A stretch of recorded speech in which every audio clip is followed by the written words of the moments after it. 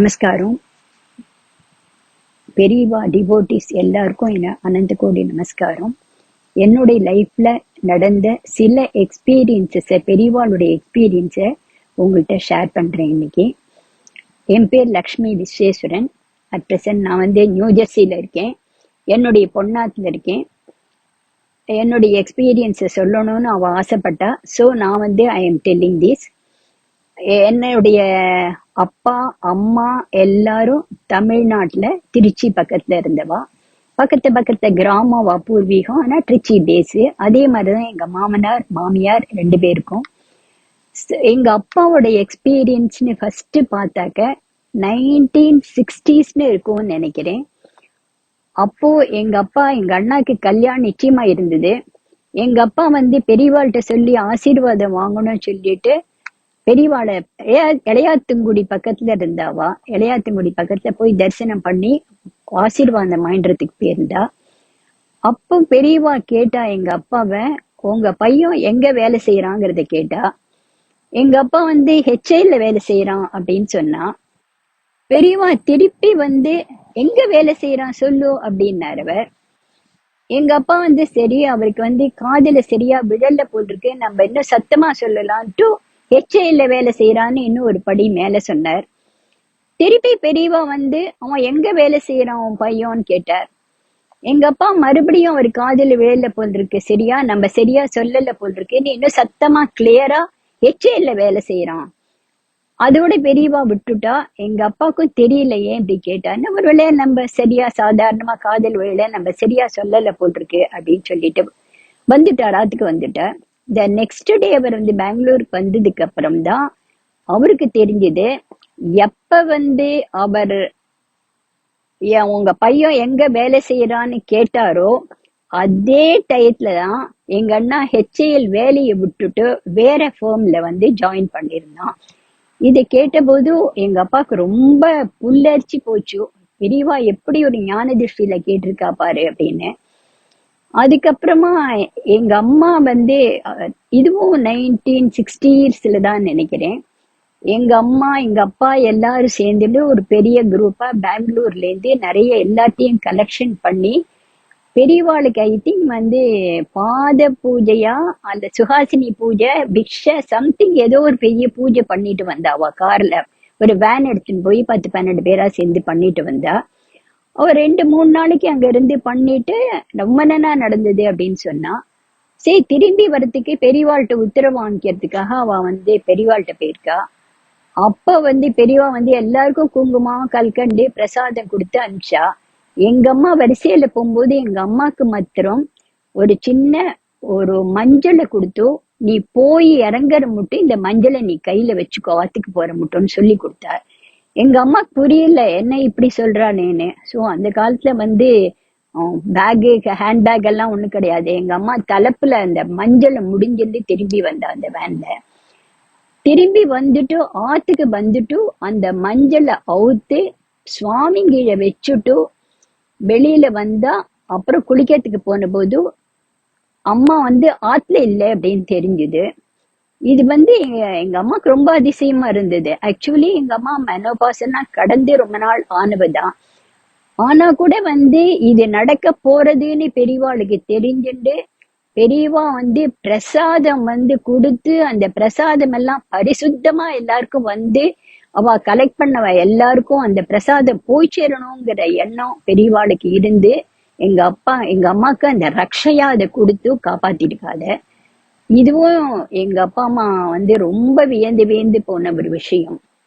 அதுக்கப்புறமா 1958 நான் சின்னவளா இருக்கிற போது எங்க அம்மா ஒரு பெரியவாள்கிட்ட அழைச்சின்னு போயிருக்கா மெட்ராஸ்ல. அப்ப அவருக்கு உடம்பு சரியில்லை, என்ன படுத்துட்டு இருந்தார். அப்ப எக்ஸ்பீரியன்ஸ் இல்லை, சும்மா நாங்க பார்த்துட்டு பெரியவாளை பார்த்துட்டு வந்தோம். ஆனா டு சம் எக்ஸ்டென்ட் அது பெரியவா கொஞ்சம் மனசுக்குள்ள போனானிக்கு. அதுல அதுக்கப்புறமா 1978 ஆர் சம்திங் நானும் எங்க ஹஸ்பண்டும் பெரியவாளை பார்க்கறதுக்கு போனோம் காஞ்சிபுரத்துக்கு. அப்ப பெரியவா அங்க இல்ல, எங்கேயோ சுங்குவா சத்திரம் போனானோ அங்க போனோம். அதுக்கப்புறமா ஏதோ இன்னொரு இடத்துக்கு போனானோ அங்க போனோம். அங்க போய் தரிசனம் பண்ணிட்டு வந்தோம். அங்க பரிசீலனை பண்ணும்போது கால அலமிக்க போகும்போது ஒரு குளத்துல நான் அந்த வழுக்கிட்டேன். நான் வழுக்கி கடகடன்னு விழுந்துட்டேன். அந்த 9 கட்டிட்டு என்னால சமாளிக்க முடியாத. பட் ஸ்டில் அது என்னமோ என்ன யாரோ காப்பாத்தின மாதிரி இருந்தது. நான் ஐ கேம். அதுக்கப்புறமா பெரியவா தரிசனம் நன்னா ஆச்சு. I came back. நல்ல தரிசனம் வாங்கிட்டு அவர்கிட்ட ஆசீர்வாதம் வாங்கிட்டு வந்தோம். அதுக்கப்புறம் எனக்கு கல்யாணம் ஆகி ரொம்ப வருஷம் கழிச்சு அது மட்டும் நான் பெரியவாளை தரிசனம் பண்ணல. பெரியவாளா எனக்கு கல்யாணம் ஆகி நான் ராணிப்பேட்டுக்கு வந்தேன். ராணிப்பேட்டுக்கு வந்தபோது காஞ்சிபுரம் கிட்டக்க இருந்தது. சோ நிறைய விஷயம் பெரியவாளை போய் அப்பப்ப தரிசனம் பண்ணியிருக்கேன். நான் தரிசனம் பண்ணும் போதெல்லாம் அப்பெல்லாம் பெரியவா கிட்ட போய் பேசணும் அந்த மாதிரி எல்லாம் எனக்கு தெரியாது. ரொம்ப பயப்படுவேன் நான். பெரியவா எட்டி நின்னுண்டு கைகள்லாம் நடுங்கும் எனக்கு. பெரியவாள்கிட்ட என்ன கேட்கறது என்னன்னு தெரியாது. எட்டி இருந்து பார்த்துட்டு பார்த்துட்டு வந்துடுவேன் தரிசனம். அவருடைய பூஜையை பார்த்திருக்கேன். நிறைய நடந்திருக்கு. அப்புறமா எங்க ரொம்ப வருஷம் கழிச்சு ஆனா பெரியவா இவ்வளவு தூரம் என்ன அஃபெக்ட் பண்ணினதுக்கு இல்ல, மனசுக்குள்ள அவ்வளவு விழல எனக்கு. அப்பெல்லாம் எது பெரியவா மகான்கிற ஒரு எண்ணத்தோட நான் போயிட்டு இருந்தேன். அப்புறமா 2013 அப்புறமா எங்காத்துல அவருடைய ஹெல்த் ப்ராப்ளம் கொஞ்சம் கஷ்டமா இருந்தது. என்னுடைய 3 குழந்தைகளும் யூஎஸ்ல இருந்தா. சோ நாங்க தனியா இருந்தேன். சோ குழந்தைகள்லாம் என்ன ஃபீல் பண்ணா, நீங்க அங்க இருக்க வேண்டாம், இங்க வந்துருங்கோன்னு எங்களை ஃபோர்ஸ் பண்ணி இங்க அழைச்சிட்டு வந்தா. எங்காத்துல அவருக்கு ரொம்ப ஹெல்த் ப்ராப்ளம் ஜாஸ்தி ஆகிட்டே வந்தது. இதே இந்த ஹெல்த் ப்ராப்ளத்தோட நாங்க கிரீன் கார்டுக்கு அப்ளை பண்ணி கிரீன் கார்டு கிடைச்சி 5 வருஷம் ஆகி எங்களுக்கு யூஎஸ் சிட்டிசன்ஷிப் கிடைக்கிற நிலைக்கு வந்தோம். நாங்க அப்ளை பண்ணி கிடைக்கணுங்கிற நிலைக்கு வந்தோம். அப்போ யூஎஸ் சிட்டிசன் கிடைச்சாதான் நாங்க இங்க இருக்கிற முடியும். சில அட்வான்டேஜ் எல்லாம் எங்களுக்கு மெடிக்கல் அட்வான்டேஜ் எல்லாம் கிடைக்கும். இல்லைன்னா இங்க இருக்கிறது ரொம்ப குழந்தைகளுக்கு சிரமம், எல்லாருக்குமே தெரியும் உங்களுக்கு. சோ சப்போஸ் யூஎஸ் சிட்டிசன் கிடைக்கலன்னா நாங்க இந்தியாவுக்கு தான் போகணும். இந்தியாவுக்கு போனா அங்க தனியா இருக்கணும். அதுவும் நிலைமை கஷ்டம் எங்க இடத்துல வர வச்சுட்டு இருக்கிறது. சோ எப்படியான யூஎஸ் சிட்டிசன்ஷிப் கிடைக்கணும்னு ரொம்ப பாடுபட்டு somehow I got it. Actually US citizen வாங்குறதுன்னா ஒரு இன்டர்வியூ அட்டென்ட் பண்ணணும். அந்த இன்டர்வியூல 100 question about American civic geography இது சம்பந்தமா நிறைய 100 கொஸ்டின் இருக்கு. அதை படிக்கணும். For all people, most of the people it is very easy. But எங்காத்துல அவருடைய ஹெல்த் கண்டிஷனுக்கு இது ரொம்ப கஷ்டம். இது அவருக்கு எஸ் காட் மெமரி லாஸ் கொஞ்சம் இருந்தது, டிப்ரெஷன் இருந்தது, ஆங்ஸைட்டி இருந்தது. There are so many problems. வெளியில சொல்ல முடியாது, நிறைய ப்ராப்ளம் அவருக்கு இருந்தது.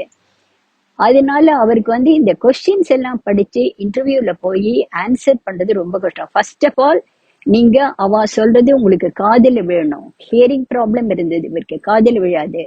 அப்படி காதல் விழுந்தாலும் அவளோட ஆக்சென்ட புரிஞ்சுட்டு இவர் பதில் சொல்லணும். That is also difficult. So இது எப்படி அப்படி இந்த கொஸ்டின்ஸ்க்கு ஆன்சர் கரெக்டா ரிமெம்பர் பண்ணி சொல்லணும், இதுவும் கஷ்டம். சோ சிட்டிசன்ஷிப் எங்காவது அவருக்கு கிடைக்கிறது கஷ்டமே. என்ன பண்றதுங்கிற சிச்சுவேஷன்ல என்னுடைய பொண்ணு டாக்டர் இங்க. சோ அவ டாக்டர் மேலமா கன்சர்ன் டாக்டர் மூலமா நிறைய சர்டிபிகேட்ஸ் எல்லாம் வாங்கி அதை அட்டாச் பண்ணி நாங்க அனுப்பிச்சோம் அவளுக்கு. அவ ஃபர்ஸ்ட் ஒரு டாக்டர் ரிஜெக்ட் பண்ணிட்டா. பெரியவா கருணையினால எங்களுக்கு சடனா இன்னொரு டாக்டர் நான் பண்ணி தரேன்னு சொல்லி அவர் எல்லாம் பண்ணி நாங்க அப்ளிகேஷன் அனுப்பிச்சோம். எங்காத்துல அவருக்கு ஃபிங்கர் பிரிண்ட்ஸ் வந்தது. அப்புறமா சிட்டிசன்ஷிப்புக்கு இன்டர்வியூ டேட்டும் கொடுத்தா. ஸோ அன்னைக்கு நாங்க கிளம்புறதாக இருந்தோம். பட் என்ன ஆச்சுன்னா, இப்ப நாங்க இன்டர்வியூக்கு நாளைக்கு நான் ஸ்மரணை பண்ணிண்டே இருந்தேன். பெரியவா பெரியவா பெரியவா, உங்க கையில தான் இருக்கு, உங்க கையில தான் இருக்கு, எங்களை எப்படியானு காப்பாத்துங்கன்னு நான் ஸ்மரணை பண்ணிண்டே இருந்தேன். இன்டர்வியூக்கு நாளைக்கு அவருக்கு கம்ப்ளீட்டா ஹி பிகேம் நார்மல். சாதாரணமா எப்படி ஒரு இருப்பாளோ, அவர் ஆபீஸ்ல வேலை செஞ்சிருந்த போது எப்படி இருந்தாரோ அதே லெவலுக்கு வந்தார். நிறைய படிச்சார். அந்த கொஸ்டின் ஒரே நாளைக்கு தான் படிச்சார். ராத்திரி எல்லாம் படிச்சார். ராத்திரியே சஹஸ்ரநாமம் சொல்லி அவருக்கு என்னென்ன பூஜை பண்ணுவாரோ அதை பண்ணினார். மறுநாள் காத்தால எழுந்தேன் படிச்சார். அந்த பூஜையெல்லாம் பண்ணினார். He became very normal. So எங்களுக்கு ரொம்ப சந்தோஷம் ஆயிடுது. பெரியவா கருணையினால இவரும் நார்மல் ஆயிட்டா, நம்மள அப்ளையும் பண்ணியிருக்கோம். சோ அந்த இன்டர்வியூல இருந்து இவருக்கு எக்ஸம்ஷன் கிடைக்கணும், நம்ம நிறைய சர்டிபிகேட்ஸ் எல்லாம் டாக்டர் சர்டிபிகேட்ஸ் கொடுத்திருக்கோங்கிற நம்பிக்கையில போனோம். சோ அவர் கொஞ்சம் உடம்பு சரியில்லாததுனால சாதாரணமா இன்டர்வியூ பண்றவா இன்டர்வியூ எடுத்துக்கிறவா அவ 2 பேர் தான் அந்த ரூம்ல இருக்கலாம். எங்காத்துல அவருக்கு உடம்பு சரியில்லாததுனால என்னுடைய பொண்ணு டாக்டரா இருந்தனால she was allowed to go with him. So எங்காத்துல அவளும் போய் இன்டர்வியூ ஹாலுக்கு போனாவோ. போன உடனேயே அவ வந்து கம்ப்யூட்டர் எல்லாம் பார்த்துட்டு, நீங்க அனுப்பிச்ச சர்டிபிகேட் எல்லாம் இன்சபிஷியன்டா இருக்கு, கவர்மெண்ட்ல என்ன வேர்டிங்ஸ் கேட்கறாலோ அந்த வேர்டிங்ஸ் உங்களோட சர்டிபிகேட்ல இல்ல, சோ இந்த எக்ஸம்ஷன் உங்களுக்கு கொடுக்க முடியாது அப்படின்னு அப்ரப்டா சொல்லிட்டா. She was a very strict officer. So எங்களுக்கு இவளுக்கு என்ன பண்றதுன்னே தெரியல. ஒரு நிமிஷம் கை கால்லாம் வெலவெலுத்து போய் இருண்டு போய் பெரியவா பெரியவா பெரியவா பெரியவான்னு பெரியவாளையே ஸ்மரணம் பண்ணி எப்படியான இதுல இருந்து என்னை காப்பாத்தி கொண்டு வாங்கன்னு அவ ஸ்மரணம் பண்ணி, அவ்வளவு ஸ்ட்ராங் டிவோட்டி ஆஃப் பெரியவா. சோ சொன்னதுக்கு அப்புறமா அவ சொன்னா, ஒன்னா நீங்க இன்டர்வியூ அட்டென்ட் பண்ணுங்கோ, இல்லைன்னா இன்டர்வியூ கேன்சல் பண்ணிட்டு போயிடுங்கோ அப்படின்னு சொன்னா. சோ என் பொண்ணு பார்த்தா, சரி நம்ம வந்து கேன்சல் பண்ண வேண்டாம், இன்டர்வியூ அட்டென்ட் பண்ணலாம். நேற்றுக்கு அப்பா கொஞ்சம் நார்மலா இருந்தா இன்னைக்கு நார்மலா இருக்கா, என்னதான் ஆறது, பெரியவா என்ன வழி விடுவா நமக்கு அப்படிங்கிற இதோட நாங்க அட்டென்ட் பண்றோம் இன்டர்வியூவை. So one or two questions கேட்கும் போது அவரால் ஓரளவு ஆன்சர் பண்ண முடிஞ்சது. அப்புறம் சில கொஸ்டின்ஸ் வரும்போது அவரால் கொஞ்சம் சிரமப்படுற போது அவ்வளோ ஸ்ட்ரிக்ட் ஆபீசர் அவளே கொஞ்சம் லீலியன்ட் ஆகி கொஞ்சம் குழு கொடுக்க ஆரம்பிச்சா அவருக்கு. அந்த குழுவை வச்சுட்டு he could answer well. He got through. He got இன்டர்வியூல வந்து அவர் பாஸ் ஆகி சிட்டிசன்ஷிப் கிடைச்சது. ஆக்சுவலி இது 1/2 மணி நேரத்துல முடிஞ்சு போறது, 1 மணி நேரம் 1.25 மணி நேரம் ஆச்சு. நான் வெளியில பெரியவாளை தியானம் பண்ணிட்டு உட்காண்டே இருந்தேன், என்ன நடக்க போறதோ இவ்வளவு நாழியா இருந்தேன்னு பயந்துட்டு உட்காந்து இருந்தேன். அவ 2 பேரும் சிரிச்சுட்டு அவ்வளவு சந்தோஷமா வெளியில வந்தா.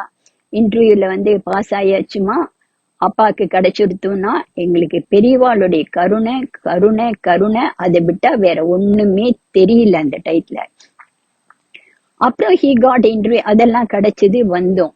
இதுல என்ன ட்விஸ்ட்னா, அவர் நேத்திலேருந்து நீ மத்தியானம் மட்டும் நன்னா இருந்த, திரும்பி கார்ல வரும்போதே ஹி பிகேம், திருப்பி அவருக்கு அந்த ப்ராப்ளம் எல்லாம் ஆரம்பிச்சுடுத்து. அந்த ஒரு நாளைக்கு பெரியவா அவருக்கு எவ்வளவு பெரிய சக்தியை கொடுத்து இதை எனக்கு நடத்தி வச்சிருக்காருங்கிறது, இது எனக்கு மனப்பூர்வமா எனக்கு கிடைச்ச ஒரு எக்ஸ்பீரியன்ஸ். இது எனக்கு ஒரு மேஜர் லைஃப்ல, அதனால நாங்க வந்து ரொம்ப இப்ப வந்து அட்வான்டேஜ், எங்களுக்கு major experience in my life with மகா பெரியவா. அதுக்கப்புறம் இன்னொன்னு சொல்லணும்னா, ஒரு நாளைக்கு நான் கிச்சன்ல வேலை செஞ்சுட்டு இருந்தேன். வேலை செஞ்சுட்டு இருக்கிற போது அந்த சிங்க்ல வந்து எதோ அடைச்சு நுடுத்தோம். ஆக்சுவலி அந்த சிங்க்ல அடைச்சுண்டா நம்ம போடுற இந்த வெஜிடபிள் குப்பை அது எதான அடைச்சுண்டா அது எரேட்டர்னு மிக்சி மாதிரி சுத்தும், அது சுத்தி அதை ஸ்மாஷ் பண்ணிடும், அது அப்படியே போயிடும். அந்த மாதிரி ஒரு சிஸ்டம் யூஎஸ்ல. சோ ஒரு நாளைக்கு நான் பண்ணிட்டு இருந்த போது அது அடைச்சுட்டு இருந்தது. அடைச்சுட்டு இருக்கேன்னு சொல்லிட்டு சுவிட்சை ஆஃப் பண்ணிட்டு தானே அதுல உள்ள கையை விட்டு பார்த்து நம்ம அதை அடைச்சுட்டு இருக்கான்னு பார்க்கணும். சோ அத ஆஃப் பண்ணாதையே நான் கைய உள்ள விட்டுட்டேன். நான் கைய விட்டுட்டு கொஞ்சம் எடுத்து அதை எடுத்தேன், உள்ள ஏதோ ஒண்ணு எடுத்தேன். அது வந்து கட கட கட கட கட கடன்னு மிக்சி மாதிரி அந்த பிளேடு சுத்த ஆரம்பிச்சு கொடுத்தேன் கையில. ஐ கேன் டெஃபினெட்லி ஃபீல் அப்படியே 2 விரலையும் சுத்துன்னு சுத்துறது. ஒரு ஃபியூ செகண்ட்ஸ் தான். அப்படியே வெளியில பெரியவான்னு கத்திண்டு இப்படி நிமிர்ந்து பார்த்தேன், ஒரு பெரியவா போட்டோ மேல தெரிஞ்சுது. கையை எடுக்கிறேன், எனக்கு ஒரு சின்ன காயம் இல்ல, ஒரு சின்ன ஸ்கிராச் இல்ல. ஒரு 1 ஹவருக்கு ஒரு கொஞ்சம் லைட்டா கடுப்பும் வலியுமா இருந்தது. யாருமே ஆத்துல கிடையாது யூஎஸ்ல. அந்த மாதிரி இருந்ததுன்னா அப்ப நான் என்ன பண்ணிருப்பேன், கைய போயிருக்கும் அன்னைக்கு அந்த மிக்சியில அமிட்டுட்ட மாதிரி. So it was a very, இதுவும் எனக்கு வந்து லைஃப்ல கிடைச்ச பெரிய அனுபவங்கள். அப்புறம் இது மாதிரி எங்காத்துல அவர் வந்து என்ன உடம்பு சரியில்லாததுனால நிறைய பொத்துன்னு விழுந்துருவார். எங்க பார்த்தாலும் ஒரு வார்த்தைக்கு 2-3 இடத்துல விழுந்துருவார். சில இடத்துல சாதாரணமா விழுவார், சில இடத்துல ரொம்ப மேஜரா விழுவார். எனக்கு இத பார்த்து பயந்துண்டு இவர் எப்படி சமாளிப்போம் தெரியாது. நான் உடனே பெரியவாள்கிட்ட தான் போய் கதறுவேன், பெரியவா இது கர்ம வேற வர அனுபவிக்கிறார். ஆனா இந்த மாதிரி பிராக்சர் எல்லாம் வந்து அதை அனுபவிக்க கூடிய நிலையில எங்களை வச்சிடாதீங்கன்னு நான் அழுவேன் போய் பெரியவாட்ட. பெரிய இது வரையும் அவ எத்தனை வசை விழுந்திருக்கார், ஒரு வசை கூட அவருக்கு வந்து லைட்டா ஒரு ஸ்கிராட்ச் எப்பவானு ஏற்படும், அவ்வளவுதான். இது வரையும் ஒண்ணுமே நடந்தது இல்லை. இல்ல லைட்டா ஒரு நாளைக்கு வலிக்கும், கிரீம் தடவும், சரியா போயிடும். என்னுடைய ஆன்சரை ஒவ்வொரு ரிக்வெஸ்டையும் ஒவ்வொரு நான் சொன்னதையும் அவர் ஏத்துட்டு எனக்கு ஒவ்வொன்னும் அவர் பண்ணினது பூர்வ ஜென்ம புண்ணியம்தான். எனக்கு இவ்வளோ நான் எப்படி நான் வந்தேன்னு கேட்டா பெரியவாள்கிட்ட 13ல இருந்து பெரியவாளோட எக்ஸ்பீரியன்ஸ்ல யூடியூப்ல பார்த்து பார்த்து பார்த்து ரொம்ப இன்ஸ்பயர் ஆகி அவர்கிட்ட அப்படியே அடிமையாயிருக்கேனா. எனக்கு வந்து கிடைச்ச அனுபவங்கள்ல வந்து எனக்கு புரியும். இது எக்ஸ்பீரியன்ஸ் எடுத்துட்டு எத்தனையோ பேருக்கு எக்ஸ்பீரியன்ஸ் ஆயிருக்கும், அவளுக்கெல்லாம் புரியும். அது கடைசி நிமிஷத்துல அவ்வளோ நம்ம மோசமான நிலையில ஒண்ணு ரிலாக்ஸ் ஆகும்போது அந்த சந்தோஷம், அது நடந்த காரணம், அது யார் பண்ணி வச்சான்னு நினைக்கிற போது அது நமக்கு ரியலி ஒரு புலகாங்கிதம் தான் ஆகும். நம்ம இட் இஸ் கிரேட். அப்புறம் எல்லாருக்கும் இதே மாதிரி நிறைய எக்ஸ்பீரியன்சஸ் நடந்திருக்கும். பெரியவாளுடைய அனுகிரகம் எல்லாருக்கும் கிடைக்கணும். பெரியவாளை எல்லாரும் துதி பண்ணி பெரியவாழ்கிட்டயே எல்லாரும் சரணாகதி அடையணும். எனக்கு இப்போ கிருஷ்ணரோ ராமரோ அது கூட தெரியறது இல்லை. எதை எடுத்தாலும் பெரியவா பெரியவா பெரியவான்னு தான் புலம்புறேன்னா. பெரியவா தான் எல்லாருக்கும் உலகத்துக்கே க்ஷேமத்தை உண்டாக்கணும். அப்படி இல்லாத உலகம் ஒரு இம்மி அளவு கூட நகராது. அது நிச்சயமான வார்த்தை. நமஸ்காரம்.